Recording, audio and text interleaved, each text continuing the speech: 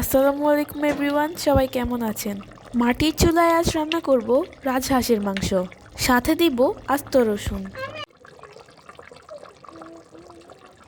এখানে একটা রাজহাঁস কেটে পরিষ্কার করে তাতে হলুদ গুঁড়া, মরিচ গুঁড়া, জিরা গুঁড়া, ধনিয়া গুঁড়া ও আদা রসুন পেস্ট দিয়ে ম্যারিনেট করে 2 ঘন্টা রেস্টে রেখেছি। এখানে আমি একটা পাতিলে কিছু পরিমাণ সরিষার তেল দিয়ে দিলাম। তেল গরম হয়ে আসলে এখানে দিয়ে দিব পেঁয়াজ কুচি। পেঁয়াজগুলোকে নেড়ে চেড়ে হালকা ভেজে নিব।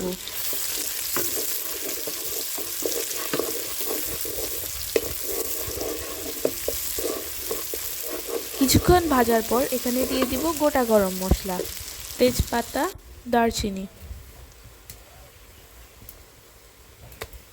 সামান্য নেড়ে চেড়ে এখানে দিয়ে দিব এলাচ বাটা।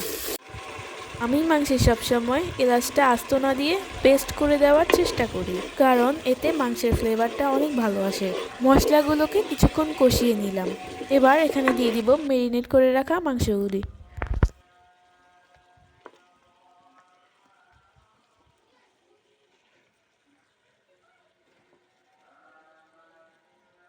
সবগুলি মাংস দিয়ে দিলাম। মাংসগুলিকে ভালোভাবে নেড়ে চেড়ে মাংসের সাথে মশলাগুলো মিশিয়ে নিব।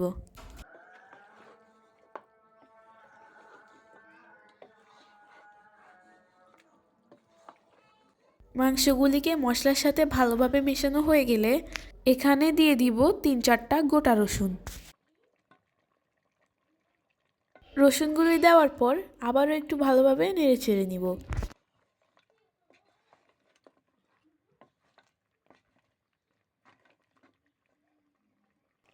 এবার কিছুক্ষণের জন্য মাংসগুলিকে একটা ঢাকনা দিয়ে ঢেকে রাখবো। কিছুক্ষণ পর ঢাকনা উঠিয়ে মাংসগুলিকে আবারও একটু নেড়ে চেড়ে নিব। এই পর্যায়ে মাংসের উপরে যখন তেল উঠে আসবে তখন এখানে দিয়ে দিব গরম পানি।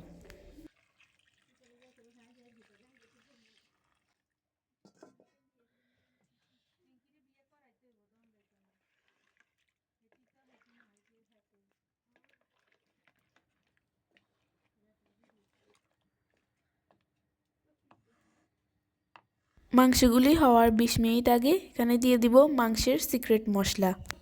মাংসের এই মশলাটা আমি সবসময় ঘরে তৈরি করি। এই মশলা তৈরির ভিডিওটা আমার পেজে দেওয়া আছে।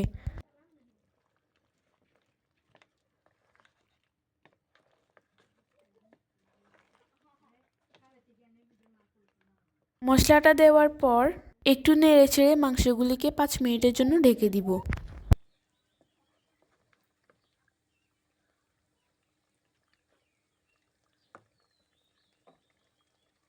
মাংসগুলো হওয়ার 5 মিনিট আগে ফ্লেভারের জন্য এখানে দিয়ে দিব অল্প একটু পেঁয়াজ কুচি আর কয়েকটা গোটা কাঁচামরিচ। আবারও কিছুক্ষণের জন্য মাংসগুলোকে ঢেকে রাখবো। এবার একটা কাঁটা চামচের সাহায্যে দেখব যে মাংসগুলো ভালোভাবে হয়ে গেছে কিনা। আমার মাংসগুলো খুব ভালোভাবে হয়ে গেছে।